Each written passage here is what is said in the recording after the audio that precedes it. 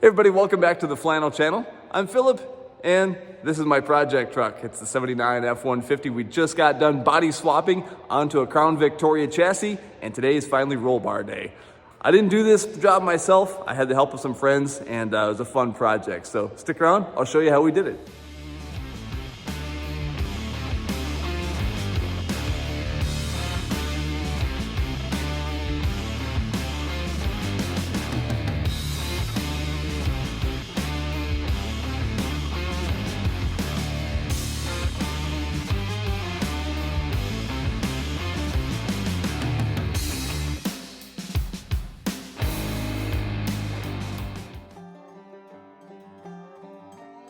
Now I want to give credit where credit is due. I had the help of a friend of mine named Beaumeister to do this project, and Jared did an outstanding job. Jared is a race car driver.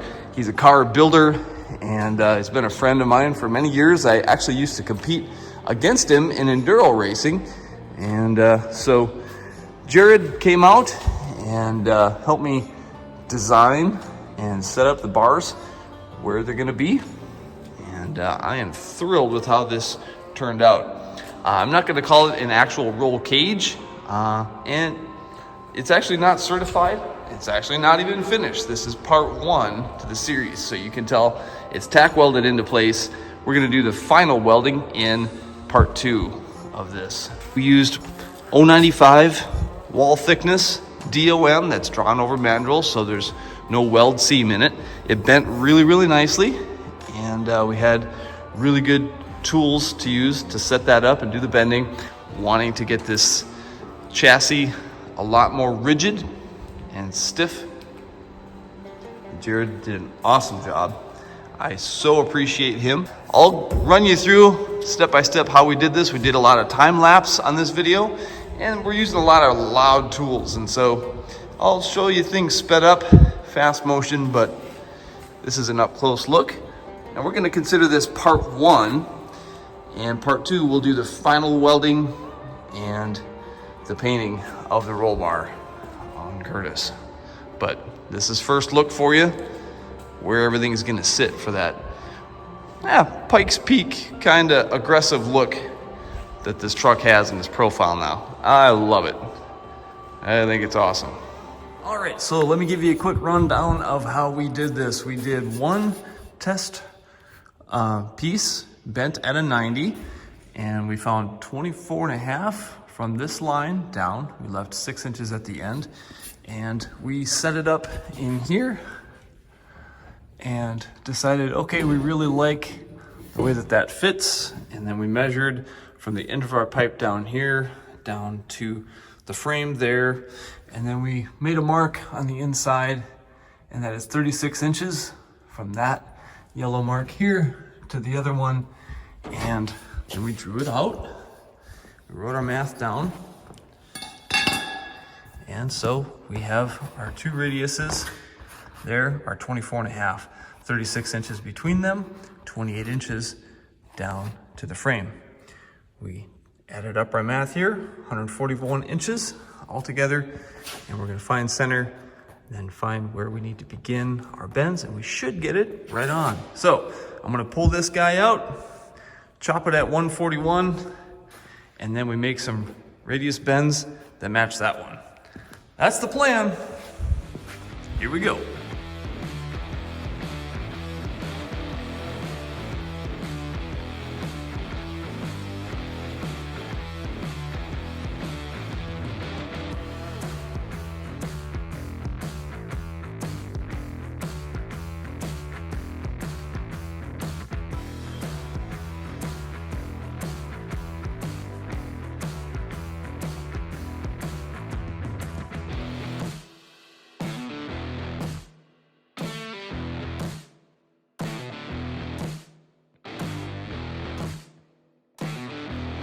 All right, so now that Jared and I have the main hoop bent and we like the fit that's up in here, you can see that we have a little bit of a gap, and it's even on both sides. The bottom Goes out just a touch, but we're gonna actually bring that in. We're gonna suck it in with like a ratchet strap and just tack weld it to the frame once we grind that down to bare metal. And what I'm doing now is I'm actually gonna use that same line that's 36 inches apart from end to end, and I marked it on the glass, and then came around to the outside here, and we're just gonna drill those holes right into the roof right there. And I don't think there's a wrong way to do it because we've never done anything like this, but that's the plan, and that's what we're gonna do right now. We're gonna go with, let me set this down. Inch, what do we say, 1.75 inches. And that way we have a little bit of a gap around it, but not too much, because I want to be able to seal that up if I can, as best I can.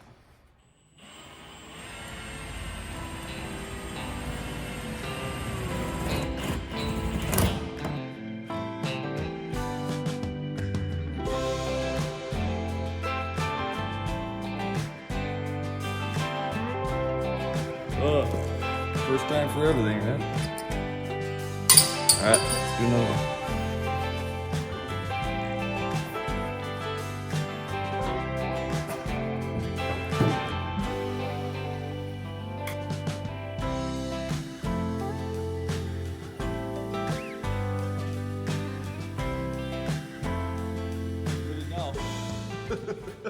Yeah.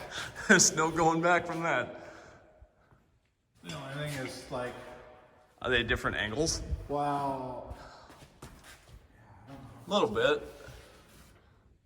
Not too bad, I guess. I was trying to hold it level, but I don't know. Now what I decided to do is open this hole up a little bit taller on the inside because I wasn't holding my drill completely level, and I should have, but I'm actually gonna kind of use this bit and sort of do an egg shape on the inside panel because I like where the outside is at, but we need to bring it up more level. So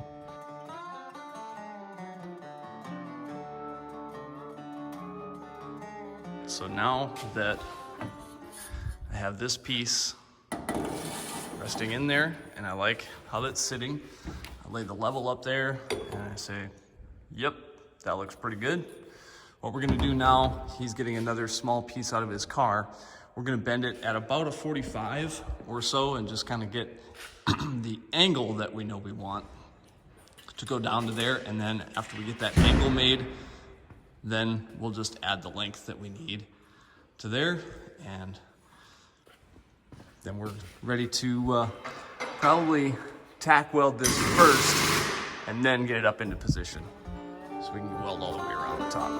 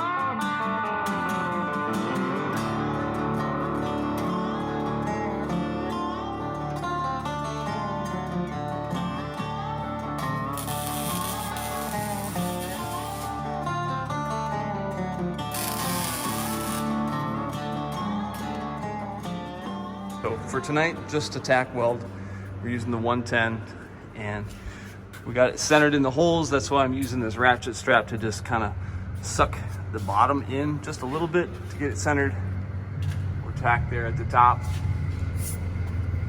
protect the frame back here on both sides because we're happy with our angles and everything's looking good. So right now, what Jared's doing is I set the seat in there and we're getting the door bars finished now. And so we're just kind of mocking everything up and just deciding how high up to go to still allow ease of getting in and out of the truck, even with the seat in. So that's what we're doing.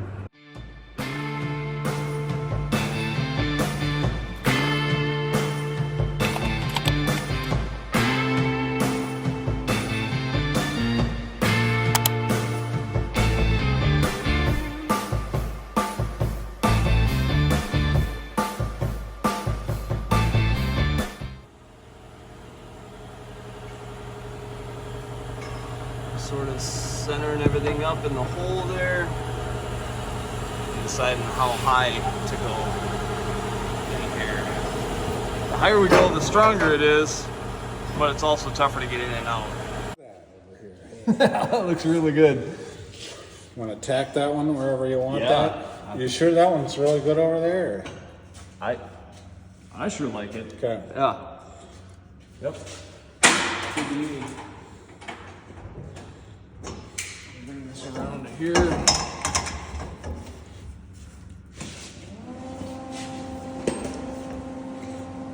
How much room do you want right here? Oh, yeah, that's true. Maybe we should bring it up a little bit. Broke the window out. I mean, your X is still going to be. Yeah, that's still plenty low. Yeah. That looks good. That way it gives us some room to work around down there. Okay. Yep. Okay. We can do it.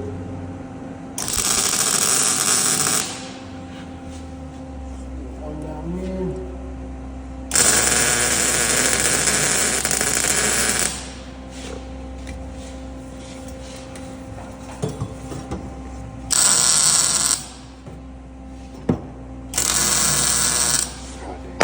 That looks professional, right? Yeah. Heck yeah. One of them does at least, huh? All right. So now we cut one the same size, but we take 1.5 inches out of the center of it, basically.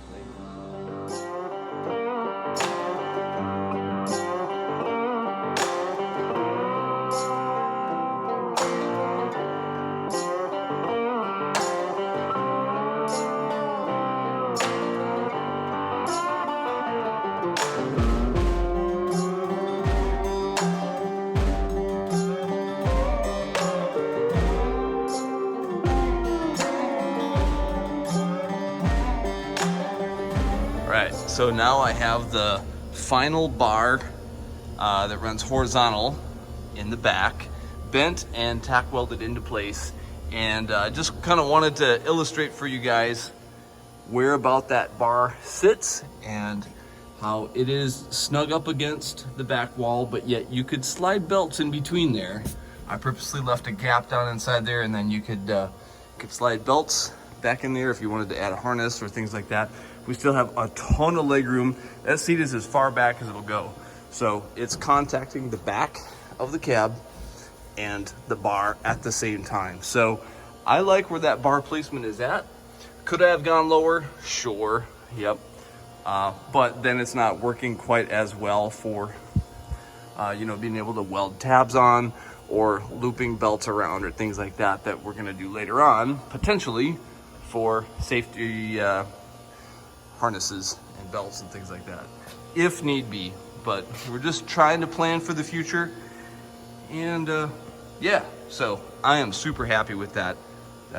I just sat in there a minute ago and I like it.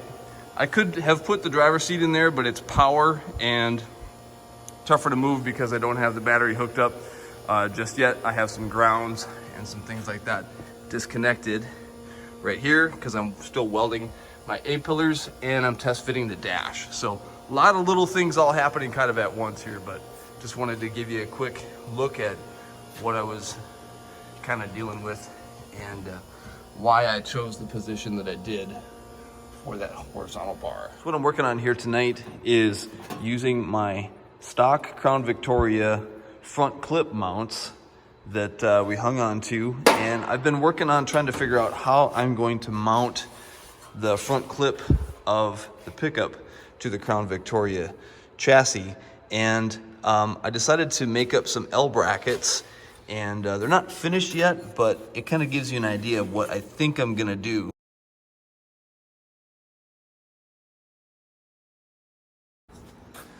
So, gonna assemble these now using some locking nuts on the inside, and we'll see once everything's tightened up if I'm happy with how everything is fitting. Then I'll drill the hole through here, and I may even weld it, but I kind of like being able to take things apart. So if I'm happy with how rigid it all seems and could be, then I may just leave it bolted. I'm not sure yet. This is an unfortunate opening right where I want it to be. So I may determine that it's too flimsy and I'll weld on the inside of that. I haven't decided yet. These pieces here are simply so that I have an equal gap on both sides, and have everything just kind of shimmed up so that it's not making contact with the frame. So I should have at least 1/8 of an inch gap between the frame and the core support. So yeah, hey, check this out. Original bugs from the 79. Yeah, that's real. That's real, and that's staying on there too. Mm-hmm.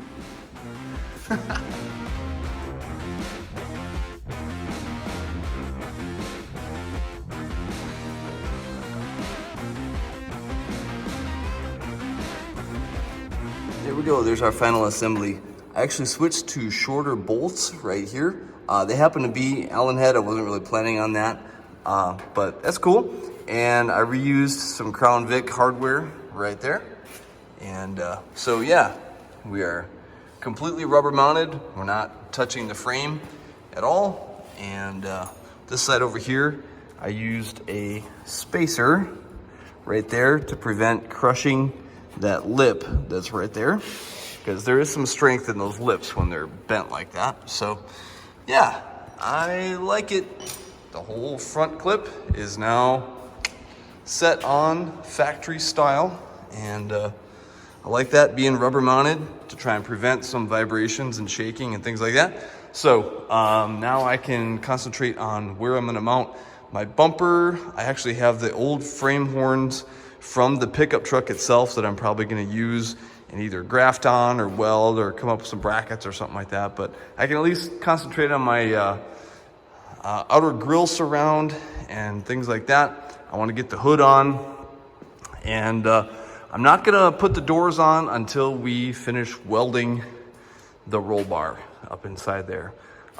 So my goal for this week is to get the front clip and the roll bar welded and finished on, because I want to be able to start concentrating on the box as soon as I'm able to. So yeah, little tiny steps along the way, but that's how these projects go. You gotta get 5 things here, 9 things there before you can move on to the back. But I did a little bit of cleaning, a little bit of painting up here, and I dug the grille surround and the old frame horns from the pickup out of the snowbank, and I'm just sort of mocking things up, and this gives me an idea of how much trimming that I'm gonna have to do on the Crown Victoria frame horns in order to get the grille surround far enough back.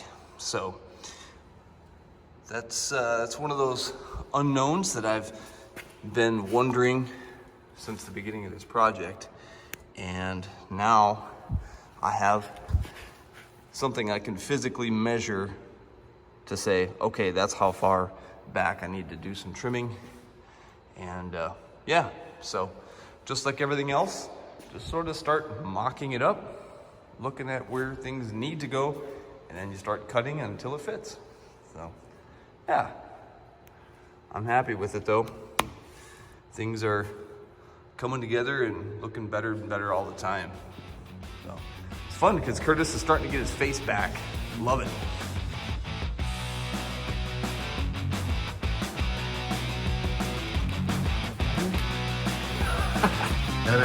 Yep.